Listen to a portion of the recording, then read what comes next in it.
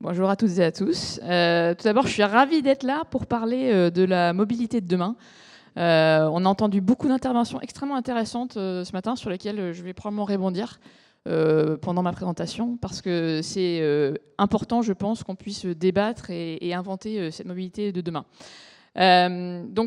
Pour ma part, ce dont je vais vous parler aujourd'hui très spécifiquement, c'est les défis et opportunités principalement sur la digitalisation. Je pense qu'il y a eu pas mal de sujets qui ont été évoqués ce matin, mais là, on va vraiment parler de digitalisation. Alors, la raison de ma présence aujourd'hui, quelques mots d'abord sur SNCF Connect and Tech. SNCF Connect, vous connaissez probablement. On a 16 millions d'utilisateurs, donc il y a de fortes chances que certains d'entre vous aient l'application sur votre mobile, dans votre poche. Très certainement, certains de nos concitoyens aussi. Voilà, donc c'est la partie plutôt agence de voyage, mais on est aussi, vous avez vu SNCF Connect and Tech, donc on est aussi une entreprise de tech, on fait aussi de la technologie. On crée des solutions innovantes pour tout ce qui est mobilité. Donc en quelques chiffres, pour vous donner un peu plus de détails sur ce qu'on fait, je vous ai parlé des 16 millions d'utilisateurs par an. On a 4,2 millions d'utilisateurs quotidiens de l'application SNCF Connect. Donc voilà, ça fait beaucoup de monde. Alors, quand vous pensez à SNCF Connect, peut-être que certains d'entre vous pensent beaucoup au ferroviaire. Maxime vient de parler du ferroviaire, mais il n'y a pas que du ferroviaire. On est aussi connecté à beaucoup de réseaux urbains, donc où on propose voilà, du bus, des choses comme ça. Donc vous pouvez directement sur l'application acheter des tickets alors de métro par exemple pour Paris, mais aussi à Nevers, à Belfort, etc. Donc on n'est pas qu'un acteur du ferroviaire, on est aussi un acteur de la mobilité urbaine. C'est important de le garder en tête parce qu'on va en parler pas mal par la suite. Sur nos activités plutôt tech, alors nous sommes une entreprise qui existe depuis 25 ans. Aujourd'hui, on a 1300 salariés et sur ces 1300 salariés, il y en a 850 qui développent des applications.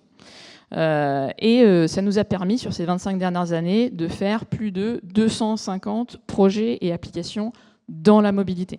Voilà. C'est juste pour vous donner un peu une image et que vous compreniez un peu pourquoi est-ce qu'on est vraiment, on se considère vraiment très légitime sur ces aspects-là. Sachant qu'on est quand même reconnu dans le domaine de la mobilité pour faire vraiment des produits fiables et de qualité. Alors maintenant que vous avez eu une vue ensemble un peu de ce qu'on fait chez SNCF Connect and Tech, je vais vous parler plus spécifiquement de la problématique dont on voulait parler aujourd'hui. Alors Christophe Bouillon l'a mentionné, il faut d'abord partir du citoyen. Si on part d'abord du citoyen, que cherche le citoyen? Le citoyen, aujourd'hui, il y a quand même pas mal de choses qui sont compliquées pour lui. Je ne sais pas vous, moi quand j'ai grandi dans ma ville de Grenoble, j'avais à peu près le bus et le tram, mais c'est à peu près tout. Voilà, je n'avais pas toutes les mobilités qu'on a aujourd'hui. Aujourd'hui, le citoyen, il se trouve confronté à beaucoup de solutions de mobilité. C'est génial, on en a beaucoup parlé, c'est bien pour la décarbonation, mais c'est pas forcément facile de s'y retrouver. C'est pas facile de s'y retrouver parce que souvent, on a une multitude d'applicatifs. On ne sait pas forcément où aller chercher. Et alors, donc, le maire de Bruxelles l'a très bien dit, souvent on reste voilà, dans son mode de mobilité, on reste un peu l'esclave de son mode de mobilité, on a du mal à aller voir ce qu'il y a par ailleurs.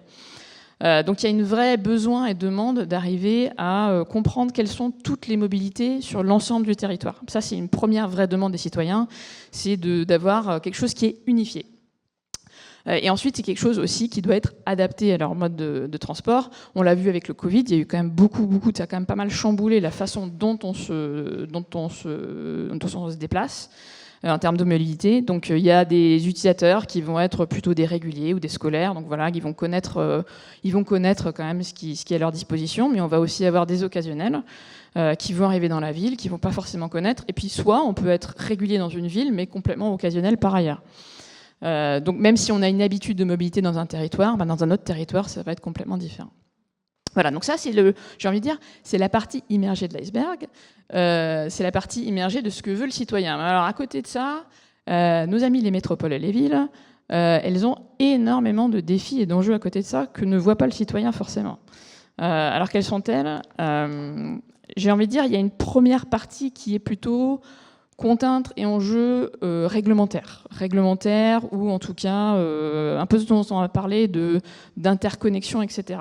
Donc si on regarde les quelques dernières années, et je pense que ça s'est vraiment accéléré sur les dernières années, si on regarde les dernières années, qu'est-ce qu'on a eu? On a eu le Covid, qui a quand même beaucoup changé la façon dont les gens se déplaçaient, et qui a eu un impact financier sur les villes. On a eu la guerre en Ukraine qui a créé un énorme pic d'inflation et qui a causé quand même pas mal de soucis aux villes à ce moment-là, en tout cas, pour avoir les budgets, et qui nous impacte encore aujourd'hui, puisque aujourd'hui, on a parlé à l'instant, il y a quand même des problèmes de financement et de dotation pour les villes et les métropoles.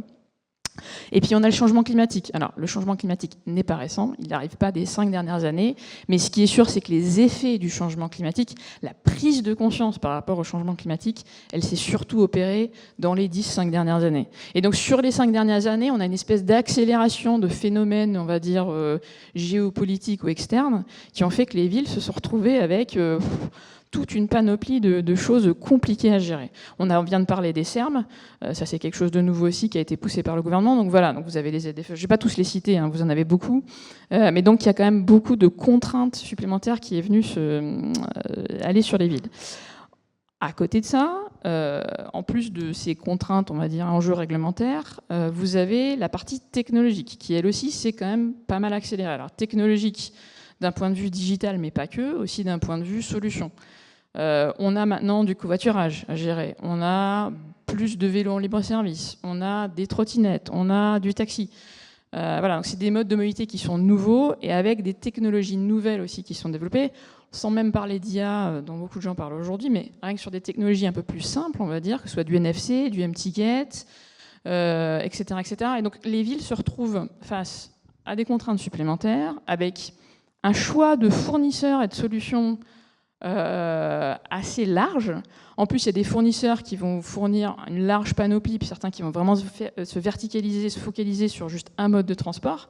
Donc, on se retrouve avec des villes qui ont une complexité à gérer ça, et surtout, on l'a dit, d'une façon, essayer de le faire de façon pérenne dans le temps, se dire c'est quoi la plateforme de demain, qu'est-ce qui demain va être fixe, stable, etc. Ça, c'est pas facile à gérer. C'est vraiment pas facile à gérer, c'est compliqué. Fort de ce constat, nous, notre vision, quelle est-elle ? Aujourd'hui, nous, on pense que la technologie, et en particulier tout ce qui est digitalisation, c'est vraiment une opportunité. C'est ce qui va permettre aux villes, aux métropoles, de fournir ces services. Et donc, quelle est-elle, cette vision ? Nous, on pense que pour pouvoir bien gérer les mobilités de demain, ce qui est important pour les régions et pour les grandes métropoles, alors à voir sur les plus petites métropoles, mais en tout cas pour les grandes métropoles, ça va être d'avoir une plateforme centralisée. Une plateforme centralisée qui, elle, est pérenne, qui, elle, est sécurisée, qui, elle, est stable dans le temps et qui va permettre de venir ajouter des différents fournisseurs.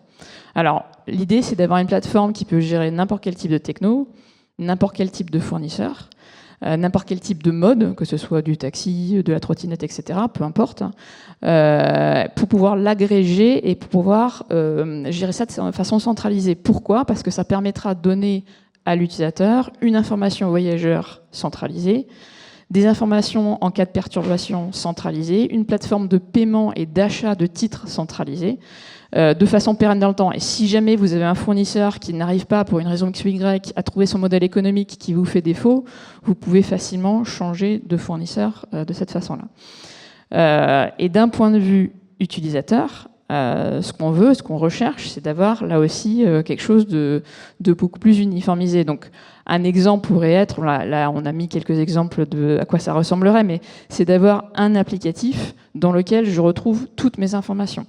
Toutes mes informations qui sont locales, qui sont multimodaux, on en a parlé, et qui vont surtout être accessibles. On n'a pas beaucoup parlé d'accessibilité ce matin, mais c'est vrai que ça c'est un enjeu qu'on voit nous surtout sur le digital. Alors je crois que c'est Vincent Ducret qui en parlait, qu'aujourd'hui il n'y a que 15% du transport public qui se fait sur du digital, alors que dans le ferroviaire, nous on est à 80%, donc on voit bien, nous, dans le ferroviaire, toutes les demandes en termes d'accessibilité, de fluidité, d'efficacité, d'applicatifs. Ça, il faut que ça se retrouve forcément dans la partie urbaine et métropolitaine, si on veut que ces solutions arrivent à fonctionner correctement.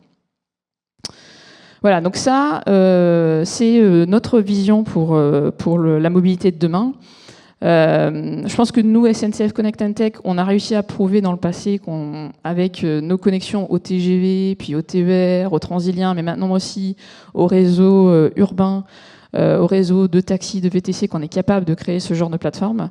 On pense que c'est vraiment l'avenir pour les villes de pouvoir avoir ce genre de système centralisé pour les aider, pour pouvoir offrir à leurs utilisateurs une expérience vraiment simple, fiable, fluide et durable. Voilà, je vous remercie beaucoup de nous avoir écoutés et puis n'hésitez pas.